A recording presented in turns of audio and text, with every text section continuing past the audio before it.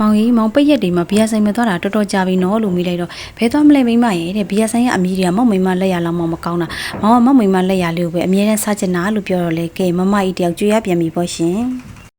အပြင်မှာဝယ်စားတဲ့ဆေးဘက်တုတ်တွေဆိုလို့ရှိရင်တဲ့ဆေးဘက်ဘက်ကိုဗမာရှာလို့ရှာမှန်းတော့မသိဘူးမိမရဲ့တဲ့အဲ့ဒါကြောင့်မောင်မိမလေးပဲတုတ်ပေးပါအောင်နော်ဆိုတာနဲ့ကဲမမကြီးတယောက်လက်ဆွမ်းပြလိုက်ရချီရဲ့